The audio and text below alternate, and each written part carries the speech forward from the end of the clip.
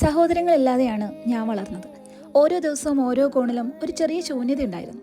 ചുറ്റും എല്ലാവർക്കും സഹോദരങ്ങളുണ്ടായിരുന്നു. അവരോടൊപ്പം ചിരികളും കളികളും വഴക്കുകളും പങ്കിടുന്നവരെ കാണുമ്പോൾ എനിക്ക് മാത്രം എന്തുകൊണ്ടില്ല എന്നൊരു ചോദ്യം ഉള്ളിൽ മിണ്ടാതെയാണെങ്കിലും നിലവിളിച്ചുകൊണ്ടേയിരുന്നു. അപ്പോഴൊക്കെ ഞാൻ ഒറ്റയ്ക്കാണെന്ന തോന്നൽ എന്നെ തളർത്താതിരിക്കാൻ അച്ഛനും അമ്മയും ഒരുപാട് ശ്രദ്ധിച്ചു. അവരുടെ സ്നേഹം ഒരു വലിയ താങ്ങ് തന്നെയായിരുന്നു. പക്ഷേ ചില ശൂന്യതകൾ അത് നിറയാതെ തന്നെ നിൽക്കും. ഓരോ ദിവസവും കളിക്കാൻ കൂട്ടുകാരില്ലാതെ ജീവിതത്തിലെ ചെറിയ കയറ്റങ്ങൾ പോലും ഒറ്റയ്ക്ക് തരണം ചെയ്യുമ്പോൾ ഒരു സഹോദരൻ അല്ലെങ്കിൽ സഹോദരി ഉണ്ടായിരുന്നെങ്കിൽ എന്നൊരു ചിന്ത എൻ്റെ മനസ്സിലൊരു ഭാരമായി പതിഞ്ഞിട്ടുണ്ടായിരുന്നു.